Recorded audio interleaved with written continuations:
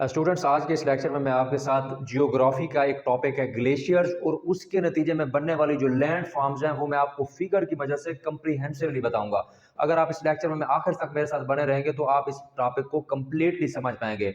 तो land forms created by glaciers से की तरफ बढ़ने से पहले मैं आपको ग्लेशियर्स की डेफिनेशन बताता हूँ। ग्लेशियर जो है ना, glacier is basically large mass of ice के आइस का एक बहुत बड़ा मास जो कि स्लोली जमीन की सरफेस के ऊपर या फिर down a valley in slope में मूव करता है। तो उसको हम बोलते हैं glacier. Large mass mass of ice के बर्फ का एक बड़ा टुकड़ा, बर्फ का एक बहुत बड़ा टुकड़ा जो कि जमीन के ऊपर बहुत आहिस्ता या फिर स्लोप वाली जगह के ऊपर मूव करता है। ये बर्फ का टुकड़ा आता कैसे है? It is formed from accumulation of snow, कि उस इलाके में बर्फबारी से होता है जहां पर सर्दियों के अंदर बर्फबारी ज्यादा होती है बनिस्बत गर्मियों के अंदर बर्फ पिघलने के। मैं इसको दोबारा आपको बताता हूं कि एक बर्फ का, एक आइस का एक ऐसा लार्ज मास जो जमीन के ऊपर आहिस्ता आहिस्ता घूमता है, जमीन के ऊपर आहिस्ता आहिस्ता जो है मूव होता है या फिर डाउन द स्लोप मूव होता है। ये बर्फ का टुकड़ा उन इलाके में पैदा होता है जहां पर सर्दियों के अंदर बर्फबारी,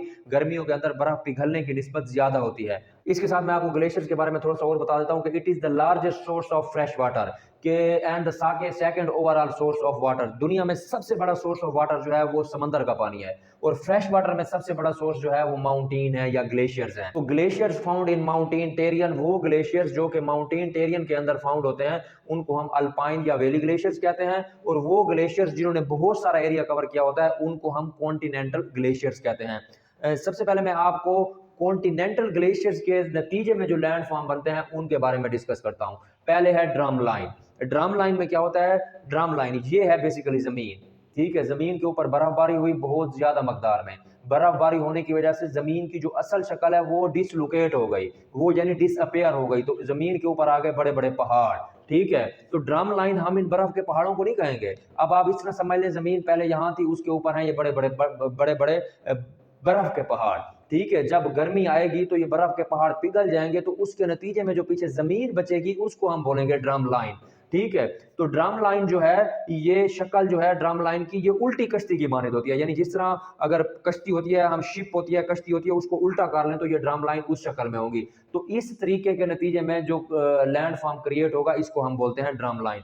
दूसरे नंबर पे स्टूडेंट्स हमारे पास है इरेटिक। इरेटिक का मतलब होता है लोफर पत्थर या लोफर चट्टान। ये चट्टान जो है, इस तरह समझे, ये इरेटिक है, इसको लोफर पत्थर या लोफर चट्टान कहते हैं। ये इसकी इब्तदाई हालत यानी इनिशियल पोजीशन, ये इसकी न्यू पोजीशन या फिर फाइनल पोजीशन या नई हालत। तो ये लोफर पत्थर जो है ये अपनी लोकेशन से डिसलोकेट होता रहता है, एक जगह से दूसरी जगह मूव करता रहता है।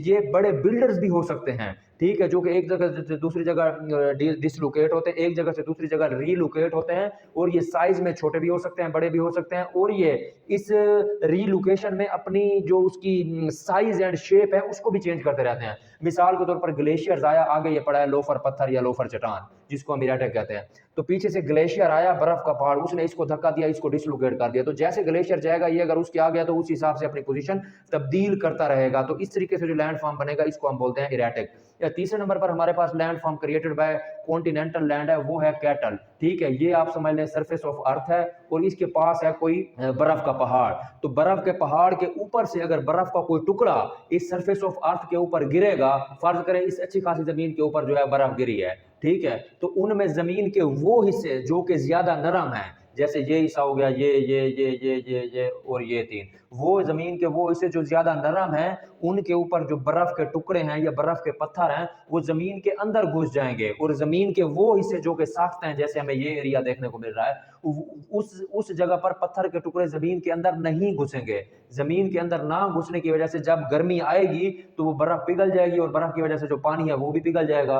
तो उसके नतीजे में जो सख्त जमीन है वो तो वैसे रहेगी, लेकिन जो नरम जमीन है उसके अंदर छोटा सा गड्ढा बन जाएगा जो कि कैटल की शक्ल होगी, जिस तरह ये कैटल है। तो इस तरह कॉन्टिनेंटल ग्लेशियर्स के नतीजे में जो लैंड फॉर्म पैदा होगा वो कैटल की शक्ल का होगा, इसको हम कैटल कहते हैं। तो कैटल लैंड फॉर्म है।